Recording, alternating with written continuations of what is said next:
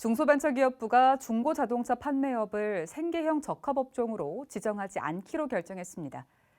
이에 따라 앞으로는 완성차 대기업도 중고차 시장에 진출할 수 있는 길이 열리게 된 건데요.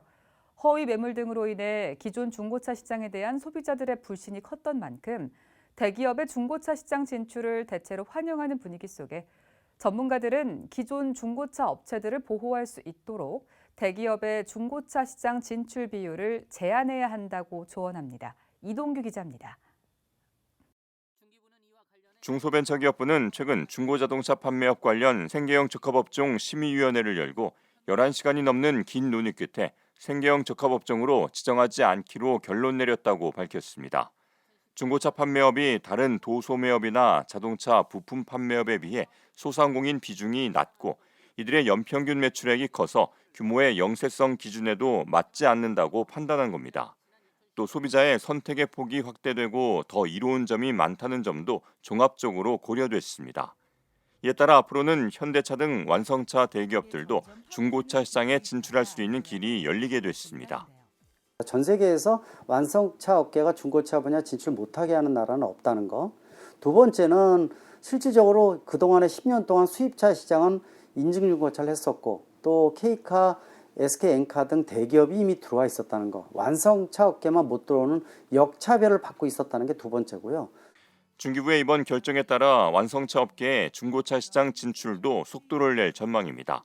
현대기아 같은 경우는 이제 나름대로 이제 내부적 검토를 해왔었고요. 그리고 나머지 그 한국GM이나 쌍용, 르노삼성 그 완성차 업계의 그 진출이 허용됨에 따라서 이제 내부적으로 이제 검토를 해서 그 준비되는 대로 빠른 시일 내에 그 진출할 수 있도록 이렇게 준비해 나갈 계획이 있습니다. 일단은 뭐 소비자들한테 더 안전하고 그 고품질의 이제 중고차량을 이제 제공함에 따라서 그 소비자의 만족도를 이제 높일 수가 있고요.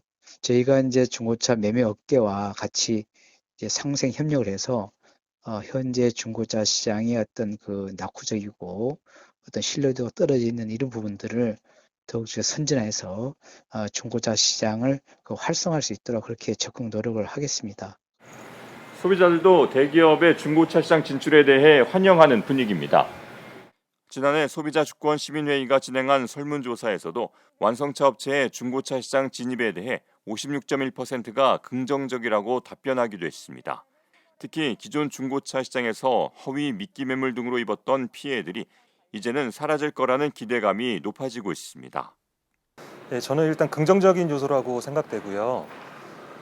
허위 매물에 대한 우려도 좀 없어질 것 같고 완성차에서 자사 차량을 직접 중고차로 판매를 한다면 좀 믿을 수 있고 또 AS 부분에서도 좀 소비자들한테 좀 긍정적인 요소로 작용하지 않을까 그렇게 생각됩니다. 다만 중기부의 이번 결정으로 중소, 중고차 매매업체의 피해가 불가피한 만큼 대기업의 시장 진입 비율 조정 등 상생안 마련이 필요하다는 주장도 제기되고 있습니다. 매년 3, 5, 7, 10%의 비율로 완성차의 중고차 시장 진출 비율을 제한하는 방안이 대표적입니다. 이번에 이 완성차 업계가 들어올 수 있는 기회는 되지만은 앞으로 사업 조정을 통해서 몇 년까지 몇 %까지 들어온다는 거. 250만 대 기준으로 3, 5, 7, 10%, 즉 4년 이후에 최대 10%까지만 진출을 하고 그게 협의가 된다면은 골목상권도 보호를 하면서 또 소비자가 요구하는 다양한 구입 기회가 된다는 투명성이 커진다는 거. 또 지금의 시장보다도 1.5배 큰 시장을 만들어서 좀 더 많은 비즈니스 모델이 나올 수 있다는 거.